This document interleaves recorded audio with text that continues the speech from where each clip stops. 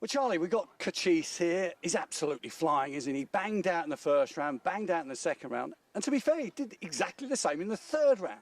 Yeah, obviously the first one we was a little bit surprised. He had some good starters inside of him. You know, he made the bend once he was in front. He wasn't going to get beat. You know, it's nice to see when he does lead, you're almost confident that he's just going to pull away. Second round again, he had to battle with Savannah here, I believe it was. But once he got off the front of the third bend, he was gone again. You know, he's a very powerful dog. We know he gets further than the 500. Obviously won the Cesarewitch, so yeah, really pleased. And for the third round as well, you know, he's come out well. He's going up to the corner. Obviously, when you got Sign It Goofy just outside you, he's an absolute machine to the corner. Then it was always going to be tricky just to make the bend. But yeah, really happy with him. And it was such a competitive heat as well. Just to qualify was an achievement. Yeah, I think that's the thing. Looking at that heat, you know, I went through all of them before, and you know, there was such a good balance of dogs in there. There was so many stayers. You had Goofy with the early pace, and you know, it was one of them heats you couldn't call a winner of it. You couldn't even call who was really going to qualify. Obviously, you had Marie Champion in one. He got a little bit of trouble. That was him out. But you know, that's the Derby. So yeah, it was a really hard heat, and we're just delighted to be through with him. So let's have a look at Saturday, of course, in the quarterfinal, second quarterfinal. You've got Mystical Mario with all his early place in trap 4, Romeo Hanzo in 3, and it doesn't get any easier. Clona Duke in 2. Yeah, obviously when I saw the draw, he was driving back, we stopped at services, I looked at the drawers a little bit, but, you know, what you got to look at is this, the last 24 of the Derby. You're not going to look at a heat, you know, where it comes to the first round and you go, oh yeah, this one might be a little bit easier. Not too happy with trap 5, I think, you know, I prefer him in 3 or 4, but it might help him, you know, there's a lot of early pace you got. Obviously, I think Romeo Hanzo's in 3, isn't he? So, you know, sometimes you almost think maybe if you miss your break and tuck in, it might be almost better for him. Let the early pace dogs on the inside go up. But, you know, as long as he gets a clear run, I've got every faith in the dog that he could qualify. And he's a 38-kilo powerhouse. I mean, Cesarewitch champion. It's an unusual route into the quarterfinals of the Derby. But him and Towcester are going well together. Yeah, he likes it. I mean, when he ran there, he ran in the Hunt Cup there last year. And, you know, it was just when he was starting off his staying career, he wasn't getting the trip, you know, as well as he did eventually because he was running himself into it, but he's always liked the track. So, you know, I was delighted with the way he ran last time, particularly because being such a big dog, he took that knock at the third bend when he was making a pass to try and get into the lead, and then being that big of a dog, you've then got to reboot, get yourself going again. But yeah, really pleased with him. I just think the more he runs, he's maturing, and yeah, he's running great for us. Once again, joined by Charlie Rees, this time with Drive On Lad. Runs in the third quarter-final on Saturday. But looking back to the third round at the weekend, he did so much running just to qualify. Yeah, on the run-up, you know, he trapped all right, to be fair. He trapped level, and then I saw something happening, but it's hard to see from the mid, and I thought he's out because he's turned the bend last, and I thought, okay, that's him. But he's so clever, and you know, he don't stop trying. That's the thing with this dog. You never know really when you beat with him, whether you're if you're gonna qualify or not going to qualify. Sorry. So yeah, just really happy with him, to be fair. So how do you see the quarter-final on Saturday? He's got trap 3. I think he's got Ballymac Marino in trap 2. He's got Brinkley's Magic in 4. It's a tough one. Yeah, it is tough. Like I said, with coaches, they're all going to be tough. But you know, I prefer him out of trap 3. I think when you watch the head-on of the third round, he was in trap 1. The boxes have opened and he started edging off. He's almost caused his own trouble. In an ideal world, I think I'd like Ballymac Marino to be out and gone again, give us a bit of room to pace up and tuck him behind. But I'm happy enough with the draw, to be fair. I think he might be a better dog out of 3. He broke well out of 3 in the Maiden Derby final as well. So, yeah, fingers crossed. And we saw him the day after the Maiden Derby final, and that was obviously the competition where he broke his duck, and after such a long losing sequence. We spoke to your dad about Drive On Lad. What's your opinion? What's changed about him? I just think his experience. I think we brought him in, he'd done a good run in Ireland, and we threw him straight in the Juvenile Classic at Towcester. He ran so well, just got beat a shorthead by Antigua Sugar, and then it was like, well, hang on a minute. Where'd you go with him now? Do you know what I mean? He was still such a baby at the time. We couldn't exactly go and grade the dog on, but he had to learn. So we kind of forced him into learning the hard way.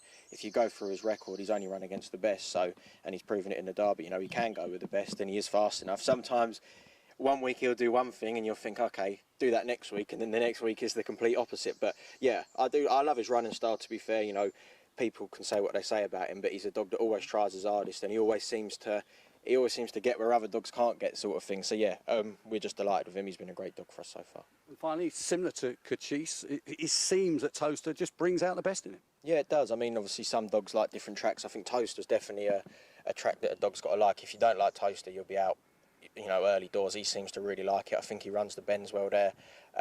His trapping was shocking at other tracks. You know, he's coming out 4 behind. He was in the Birmingham Cup final. He come out about 5 behind, and that was him done. But he just seems to, every time he runs, he seems just to be learning a little bit more. He's always seeming to take a little bit of a step up. If he has to run against better dogs, he will. So yeah, really pleased, and with a bit of luck, he might get through.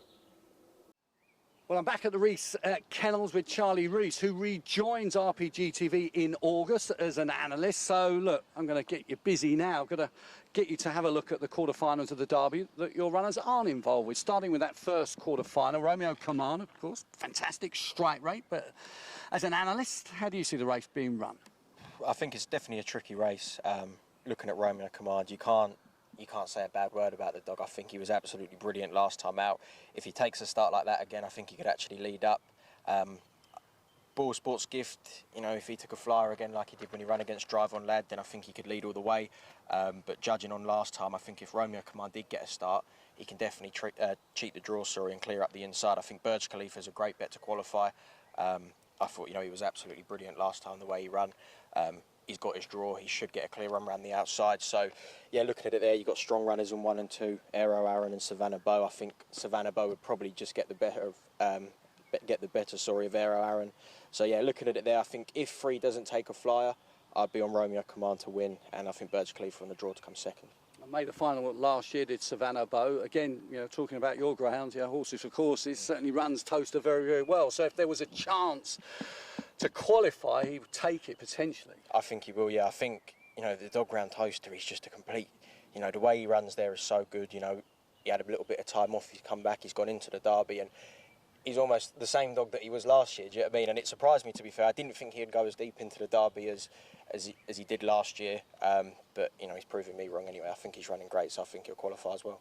A couple of your runners were big prices coming into this, to be fair to say. So when you see Aaron in trap 1 for Richie Taberner, massive prices, keeps on qualifying, they're living the dream. Yeah, too right. I think, you know, I watched that dog run, I think it was a couple of weeks ago, and I actually fancied him last time he ran, because, you know, he comes home strong. He's one of them dogs that kind of keeps themselves under the radar, just keep qualifying, and you never know, do you know what I mean? It's almost the pressure's off them types of dogs, and as long as they get a clear run, then they can qualify, because they're strong enough. And I'm sure your dad and Jason Heath have done battle on the golf course at some stage in their life. Most people have played Jason at some stage, but they've got Hope's Rhino running out of trap 4. Again, has done fantastically to get to the quarterfinal. Yeah, well, I've heard Jason's a very good golfer, so I don't think anyone that's had a battle with him comes out on top. But yeah, Hope's Rhino, he's another one. He's similar to Aero Aaron in a sense. You know, he's got plenty of pace. He always seems to be in the right places at the right time. Obviously, now he's in the quarterfinals of the Derby. It's going to be tricky for him. But listen, if he got a run and if he could turn second or third, then he's more than strong enough to hold his position there. Tough one, but do you want to give us a 1, 2, 3? Romeo Command, Burj Khalifa, Savannah Bow. That'd be for me. Well, I'm with Charlie Rees, of course, rejoins RPGTV as an analyst in August. But Charlie, we're going to get you to look at the 4th quarter-final of the Derby, and I think suffice to say, this is the toughest of the lot. Yeah, I think if you were drawn in this one, you're going to be a little bit concerned there for your dog. Obviously, you know, there's quality from start to finish. You know, kind of 2, 3, 4 and 5 are all going to be battling hard to get to the front from the get-go. It's hard to look past Swords Rex. I thought, you know, every week I kind of think, is he going to miss it this week? He's not missing it. He's coming out, he's roaring to the bend, and it's 2 to 3. He's just setting such a strong pace. Coming around the last bends at Towcester, if you're not in front, you're going to struggle anyway, and he just kicks on and goes. He's going to need to obviously hold off Fabulous Azura and Distant Podge to the bend. Ballymacfin, I mean, listen, everyone knows how good Ballymacfin is when he's at the races and running. Maybe, you know, a couple of his races you've been a little bit concerned about him, but what's to say that he doesn't turn up and things don't click? He's got the 29.26 in a trial around there.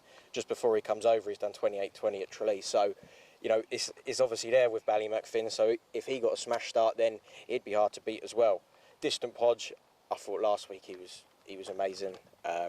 It's a tricky draw. He's obviously got Azura inside of him, Swords Rex and Ballymacfin. So, you know, connections of Distant Podge will be hoping for another start like last time. Because I think if he did trap like he did last time, he gives himself enough early to get himself into the race. But I'm with Swords Rex.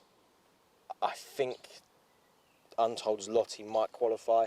I think, you know, he's another one of them dogs, you know, when you get to the later stages of the Derby, if you've got that wide runner, obviously there's not a lot of wide seas in the Derby, they can just get that run around the outside. So this is, listen, I can't call this. I can call myself an analyst and a judge or whatever. I cannot call it. I think, you know, speaking sensible, I'll probably go Swords Rex, Distant Podge, and Untold Zloty. But, you know, Romeo Top Gun as well, he's a fast finisher. You know, he's got great pace and all. So, yeah, I'm making a statement for all of them, but I'm going to go Swords Rex, Distant Podge and Untold Zloty to qualify. I think that's absolutely fair enough. It's one of those where, you know, places in the semi-final is going to be an absolute premium. And just obviously we've got Cochise and Drive On Lad.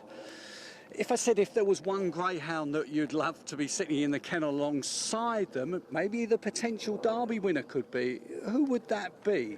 I'm putting you on the spot slightly. What, dogs that are in the Derby now? Yeah. That aren't in our kennel? Yeah. Who's a potential winner? I've always liked Clona Duke. I thought in Ireland he was amazing. When he won the juvenile, I think it was at Shelbourne, he was a big price and he was still young. Then he went to Waterford and he won the stake at Waterford. I don't think his last couple runs he's shown his true running. But if he comes back to form, I think when he done the track record, he was phenomenal. So he's a dog I like because he starts. You know, he's got middle and he stays. So yeah, I think Clona Duke, he's a lovely dog, but obviously I prefer to beat him. We're back at the Rees Kennel. I'm with Charlie Rees with Churchfield Syd. The greyhound who made such a splash, Charlie, in the Monmore Puppy Derby. 27.99, I think, in the heats. Then had that setback in the semi-finals. What's the state of play? He's going well. He's galloping away. Things are going great, to be fair. You know, we're just slowly bringing him on, and he'll have a hand slip at Hove when the time's right. And then the main plan is the Gold Cup at Monmore. So yeah, everything's going great. So couldn't be happier. And what was the situation with him? He had that long lead in the semi-finals, and we feared the worst. Yeah, it was a bad night, to be fair. He was, about 10 lengths clear, and I thought, well, you know, going into the third bend, I was very happy with the way the dog was running, and then obviously disaster struck. A little bit of confusion after everything got checked out. And it was a monkey muscle that he'd done. It wasn't too bad, so listen, we're just going to give the dog all the time he needs. It could have been a lot worse anyway, and I think people did think it was probably a little bit worse than it was. Yeah, it was a tough night anyway. But he's one of the new younger charges of yours. When you think sort of Burnchurch Mick is getting on a little bit now and what have you, but this fella has certainly got time on his side. Yeah, he does, and that's the thing, you know. It feels like we've had him forever. I mean, we were trialling him in, I think he come over when he was about 15 months old, and he didn't have a lot, and, you know, he just got better and better every time we run him, and, you know, I do think he's probably as good as anything we've had. What he was doing, you know, the Monmore Puppy Derby, it always throws something as an absolute superstar. There's dogs going to the corner like, you know, machines, and he was going 4 lengths and clear to the bend, and, you know, it was a sickener. But I think, you know, we're almost lucky in a way that we're able to bring him back and crack on with him. So, yeah, really pleased. More trials and then trial stakes potentially and then a race at Monmore? Yeah, we'll just see how we go. Obviously, we'll give him a hand slip when the time's right. We don't, you know, he doesn't need to prove anything to us going to the bend. Take it step by step. But as long as things go well, then I'm sure we'll have a really good crack at the Gold Cup. Going for gold at Monmore. That's Churchfield Syd. Well, Charlie, here we go. What's Up Eva? She's as friendly as ever. Familiar face on RPGTV. I think a couple of weeks ago she had From Post to Pillar. From last week she had Delish Frankie. They don't make it easy for her. No, they don't. But listen, she's winning, so you know that's the main thing. I did let Rab know as well before the race that we was going to beat him, and he didn't take too kindly to it. But no, it's all banter. So yeah, no, she's running absolutely great. You know, she takes a few runs to get back into the groove of things, but once she hits that form at Hove, she's very hard to beat with the early pace. And must be one of your favourites. I mean, 2022, she won the Brighton Bell and runner-up this year as well. Yeah, she ran great in both Brighton Bells. Obviously, the most recent one was an absolute gutter. She missed her break. If you watched, she just charged the boxes a little bit before the hare come round. But you know, she's been amazing for us. You know. Since she come in, she started A4, and if someone would have said that the journey that she would have gone on, then you probably wouldn't have believed her. But yeah, no, we're over the moon. Any sort of particular plans for her? I think we're going to try and run in the Bitches race at Towcester on Derby final night. I think, you know, she's obviously everyone knows she's better suited to Hove. She's a different bitch around there, but she's a Gold Cup finalist at Monmore. She's done 28.20 at Perry Bar. So you know, when you get a bitch like her, you almost want to take your chance and give her a run on a night like that. So yeah, that'd be a plan. And she's been a delight for not just the Rees Kennel, but the Benson family as well. Yeah, 100%. She's made them proud. Obviously, Alf, you know, he brought her himself, and you know, he did really like her. So yeah, it's a shame, but she's doing him proud now anyway. Well, Charlie Rees, 2 more races to go for both Drive On Lad and Cochise, potentially to get to the Derby final. You were there at Nottingham, 2020 with Southwood Jet. Any similarities between that campaign and this? I suppose the difference is different tracks. Completely different. Obviously, when we went in there with Southwood Jet, I'll be honest, no one knew the dog when we went into the Derby. I had 1 race at Hove. We knew what we had, and it was quite nice because we sort of went in there quietly confident that we had a dog that was good enough. Obviously, you got to the final, things happen, but listen, sometimes it's not meant to be. Do you know what I mean? Sometimes if it happens too early, then it won't be as good, you know, if you win it later down the line. So, yeah, no, it has been completely different. We come into this Derby knowing that we have a couple of dogs there that do have plenty of pace if they get a bit of luck. So far, they're running out of their skins, so, yeah, we're enjoying it. Would it be fair to say that, you know, with 2 Derby quarter finalists, a place at the trainer's judgment meeting as well, very much an upwardly mobile kennel at the moment, or has been for, I would say, 4 or 5 years? Yeah, things are going well. I mean, you know, it's hard to always keep things getting better and better. I think, you know, the dogs that we've brought in, we've been very lucky that some have turned out to be great for us. You know, we've done well to get to finals. We've won a couple finals now. So, yeah, things seem to be going the right way anyway. And, you know, that's the plan, to keep it going that way and doing as well as we can every time we put dogs out to a track. And just to go back to Southwood Jet, I understand he's only a couple of miles down the road, is that right? Yeah, he's living on a farm with some friends of Jeremy, the old owner. He lives with a couple of dogs. They go out and play football every morning, and I think he does run rings around them because he's a bit too fast for them. But yeah, it's lovely to see him get a happy home because we loved him here. He was you know, a proper kennel pet. So yeah, lovely dog. And in terms of Jeremy Hayes, one of your leading owners, of course, and goes without saying, you know, for big kennels like yourself, successful ones as well, owners vitally important. Yeah, I mean, Jeremy can be a bit of a live one.